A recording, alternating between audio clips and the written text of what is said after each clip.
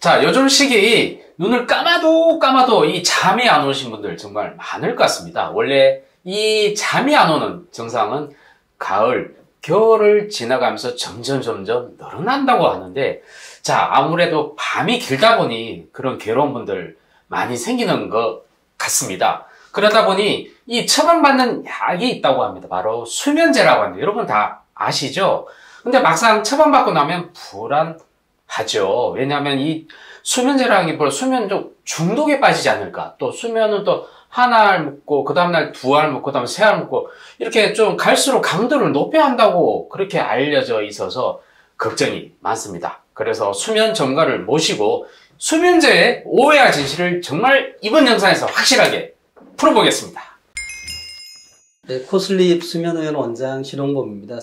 저는 이제 불면증 진료를 하고 있고요. 네. 제가 불면증에 대한 책을 쓰기도 했습니다. 아, 네. 그리고 이제 많은 분들이 이 수면제에 대해서 이제 궁금해 하세요. 네네.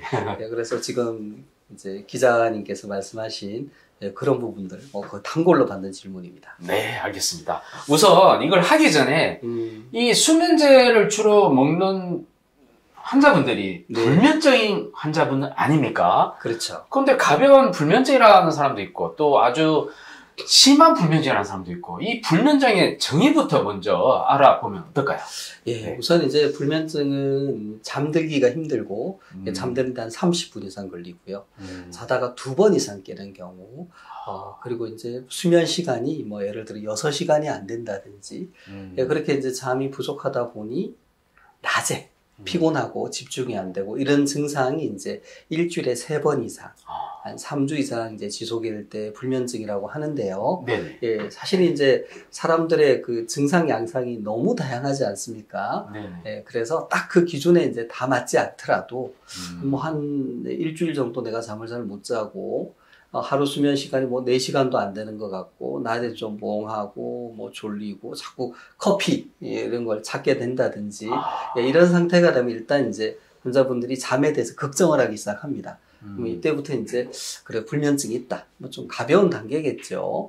근데 이제 이런 상태가 한 3주 이상 되고 그 결과 이제 일상생활에 어려움이 너무 심하고 또 주변 사람들까지 또 걱정을 하고 이제 이런 경우에는 좀 적극적인 치료가 필요한 좀 제대로 자리를 잡은 이제 불면증이다라고 얘기할 수 있고요. 네네. 네, 실제 이제 우리가 환자분이 이제 자가 설문지로 불면증을 정도를 체크해 볼 수 있는 그런 이제 불면증 증상 심각도 그런 게 있습니까? 보는 이제 그런 척도도 있고요. 그래서 이제 그게 네네. 4점이고 이제 7문항이니까 총점이 28점이 되겠습니다. 네네. 그리고 7점 이상이 되면 이제 불면증이고요. 네. 예, 그다음에 7점에서 14점 사이가 이제 약한 정도. 14에서 21까지가 중간. 21점부터 28점이 이제 심한 불면증이 되겠습니다. 여기 지금 화면에 떠 있네요. 네. 자, 여러분들 이거 화면에 떠 있는 거 한번 체크해서 잠시 이거 멈추고 체크해서 그 점수를 한번 보고 내가 어느 정도 심각한 불면증인 환자인지 그렇죠. 한번 알아보면 좋을 것 상중하 중에 같습니다. 어디에 해당하는지 보면 되겠습니다. 자, 그래서 우리 불면증을 얘기한 이유가 있습니다. 바로 이런 분들이 사실 수면제를 이제 처방받지 않습니까? 네. 네, 이 수면제 대체 종류가 어떻게 되는지 좀 알아볼까요? 네. 사실, 국내에 이제 수면제로 허가가 되어 있는 약물들은 정말 많고요.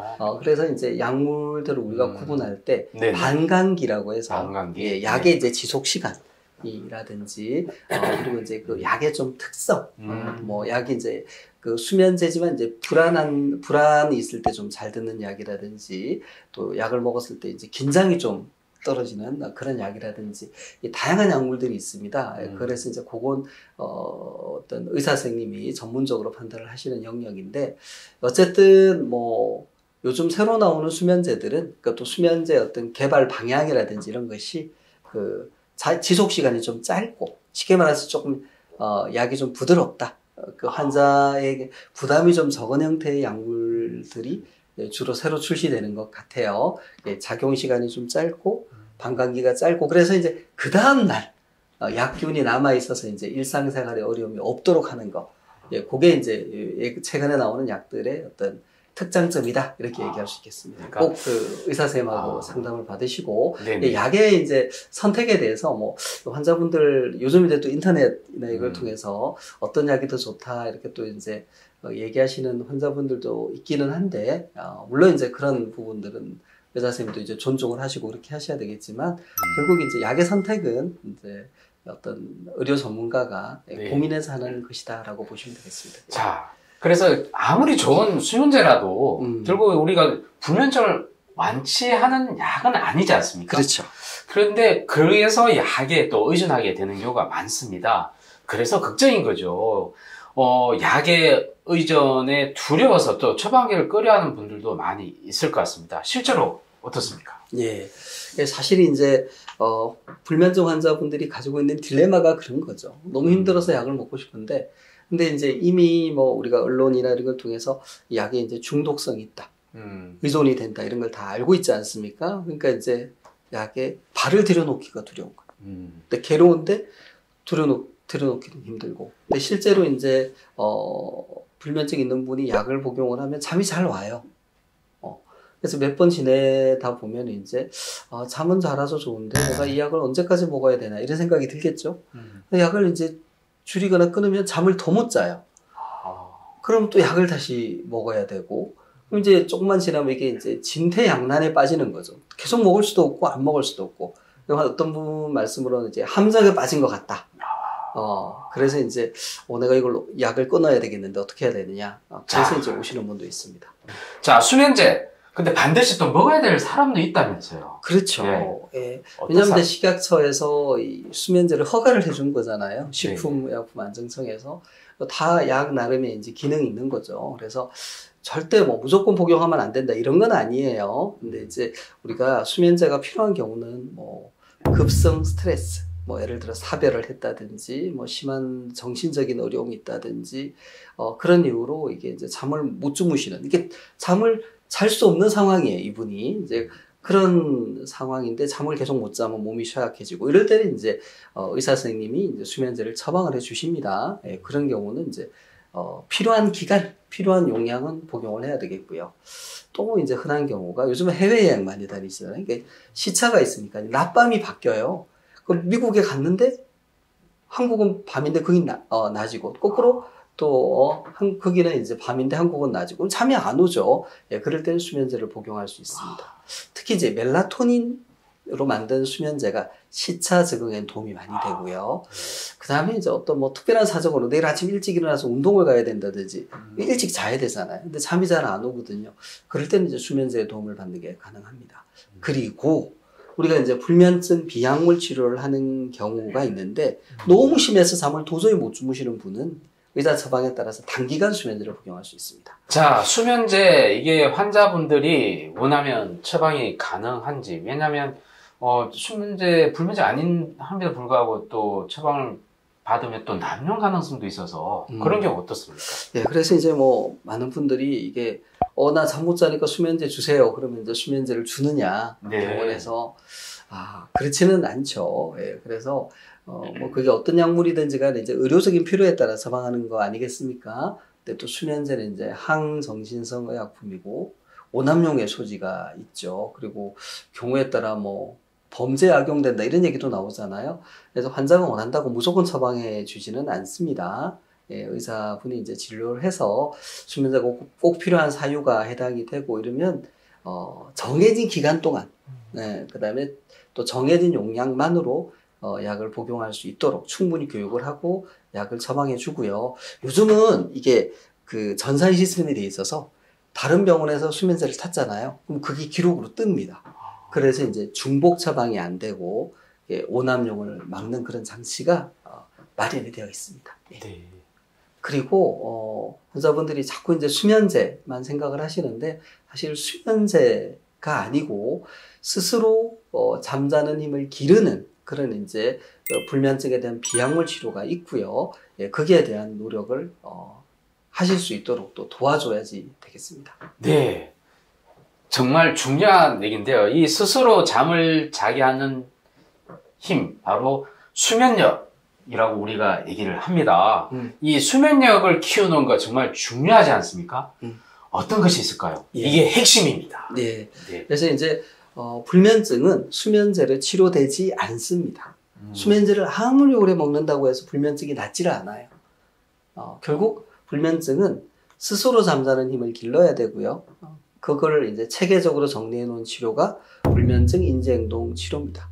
그러니까 스스로 잠자는 힘, 즉 아까 기자님 말씀하셨던 수면력을 키우는 치료고요. 이 내용들을 이제 일반인이 스스로 해볼 수 있는 것이 이제 수면 위생이라고 해서 이제 정리가 되어 있습니다.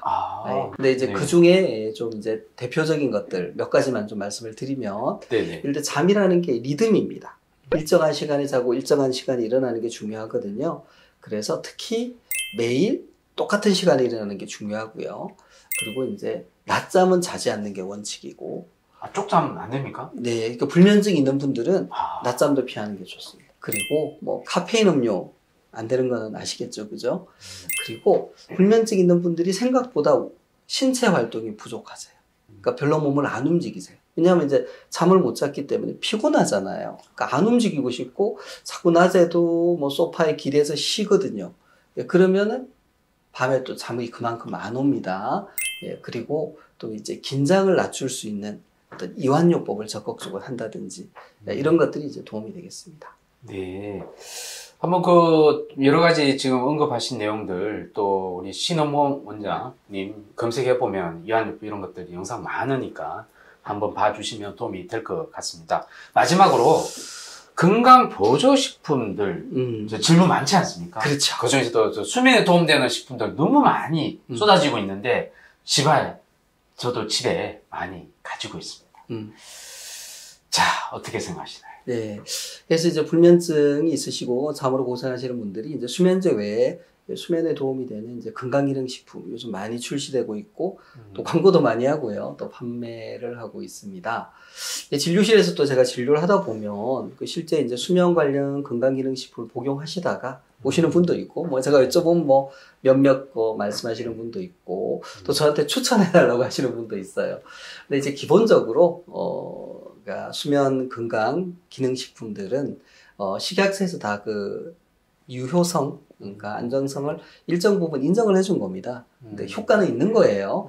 근데 이제 그 효과가 수면제만큼 크지는 않습니다. 그게 수면제가 돼버리면 안 되죠. 안 되잖아요. 왜냐면 그게 또 나쁜 일에 이용이 될 수도 있고. 예.